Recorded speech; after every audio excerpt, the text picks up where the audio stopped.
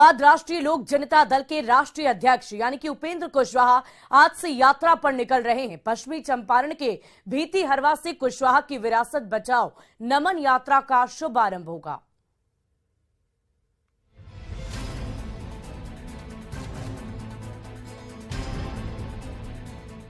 JDU से अलग होने के बाद उपेंद्र कुशवाहा नए मिशन पर हैं। अपने मिशन को सफल बनाने को लेकर कुशवाहा 28 फरवरी से विरासत बचाओ नमन यात्रा पर निकल रहे हैं। यात्रा की शुरुआत पश्चिमी चंपारण के भीतीहरवा से होगी। ये यात्रा 28 फरवरी से 6 मार्च और 15 मार्च से 20 मार्च के बीच 2 चरणों में होगी। पहला चरण 28 फरवरी से 6 मार्च तक होगा। इस चरण में कुशवाहा मुजफ्फरपुर, सीतामढ़ी, मधुबनी, अररिया से छपरा और सिवान जाएंगे। 7 मार्च से 14 मार्च तक होली का ब्रेक होगा। होली के बाद 15 मार्च से यात्रा के दूसरे चरण की शुरुआत होगी।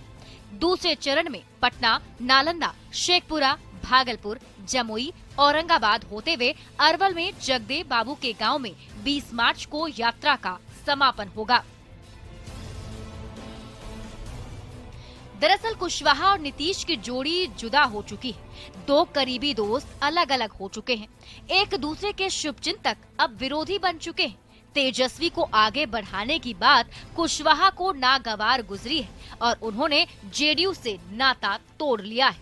मुख्यमंत्री जी चाहते तो सबसे अधिक जो शुरुआती दौर में जिनको इन्होंने जिन लोगों ने इनको आधार दिया, खड़ा किया, लब्ध समाज के लोगों ने, अति पिछड़ा समाज के लोगों ने, उन वर्गों से किसी को अगर नीतीश कुमार जी आगे बढ़ाते, अपना उत्तराधिकारी घोषित करते, तो आज पड़ोसी के घर से उत्तराधिकारी इनको खोजने की जरूरत नहीं पड़ती। आज पड़ोसी के घर में उत्तराधिकारी खोज रहे, अपने घर में उत्तराधिकारी इनको नहीं बना पाए नीतीश कुमार।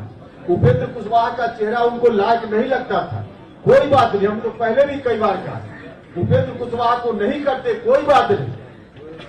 अति पिछड़ा समाज से किसी व्यक्ति को ले आते, कोई दिक्कत नहीं होती। सबको समाज से किसी को ले आते, कोई दिक्कत नहीं होती। लेकिन आज अपने घर में नहीं बल्कि पड़ोसी के यहाँ देख रहे हैं।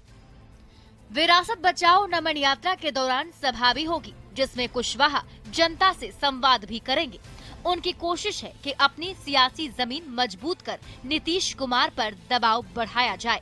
लेकिन सवाल है कि आखिर उनकी इस यात्रा से बिहार की सियासत में क्या और कितना बदलेगा। न्यूज़ 18 के लिए ब्यूरो रिपोर्ट। और अब बात बिहार के पूर्व मुख्यमंत्री जीतन राम मांझी की शर्मनाक बयान की। मांझी ने कहा कि अमीरों की औलाद नाजायज होती है।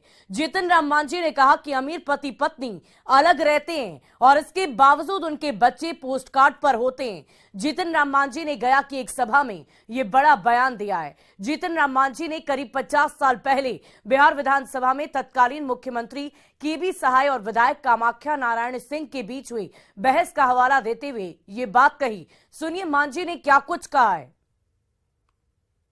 रहे अपन बाल बच्चा बहुत बड़े के साथ तो साथे रहते जी तो बचवा ज्यादा हो रहा है और अमीरवन को रहा है तो कलकत्ता कोई दिल्ली कोई पढ़ना।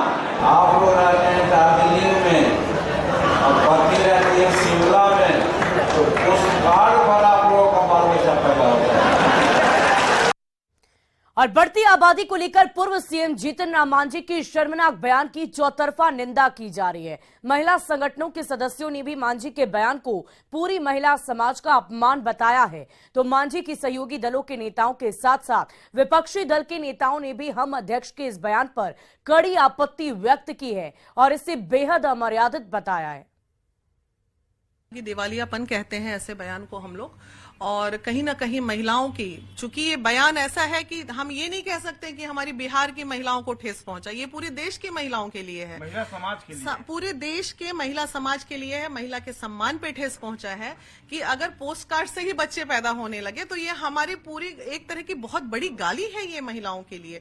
और जीतन राम मांझी जैसे व्यक्ति अगर इस तरह की बात करेंगे तो हम क्या अपने सम्मान की बात करेंगे उनसे? जहां उन्हें हमें सम्मानित करना चाहिए वहां वो हमें जलील अपील कर रहे हैं महिलाओं को। ये कितनी बड़ी बात है, आप बताइए। महिलाएं क्या पोस्ट कार्ड से बच्चे पैदा करती हैं? देखिए, जीतन राम मांझी जी काफ़ी बुजुर्ग हो गए हैं और मुझे लगता है कि उम्र के साथ साथ शरीर के जो सारे अंग हैं वो अब प्रॉपर काम नहीं कर रहे हैं। इन्हें खुद अब राजनीति से रिटायरमेंट ले लेनी चाहिए, वरना देखिए ये पीढ़ी सब कुछ बर्दाश्त नहीं करेगी, इन्हें जबरन रिटायर कर देगी ये पीढ़ी। कैसी बात बोलते हैं बताइए, कैसा बयान देते हैं। सम्मानित नेता है ना, गंभीर बयान होना चाहिए उनका। महिलाओं की साक्षरता दर में जब वृद्धि हुई है तो जो प्रजनन दर है देश के औसत से बिहार का औसत कम होता चला गया है। यह गंभीर मसला है। जिम्मेदार पद पर बैठे किसी भी व्यक्ति को ऐसे मसलों पर सोच समझकर जिम्मेदार बयान देने चाहिए। हल्की बयानबाजी कहीं से भी उचित नहीं है। मांझी जी का जो बयान है यह साबित कर रहा है कि वो बुजुर्ग हो गए हैं और बुजुर्गियत में दिमागी संतुलन खो देना कोई बहुत बड़ा बात नहीं है। उनका मानसिक संतुलन वो खो चुके हैं और वो सिर्फ महिलाओं का अपमान नहीं कर रहे हैं, बुजुर्गों का भी अपमान कर रहे हैं, नौजवानों का भी अपमान कर रहे हैं। और इस तरह का बयान देना ये वो बहुत ही ओछी बयान है। और देखिए आरजेडी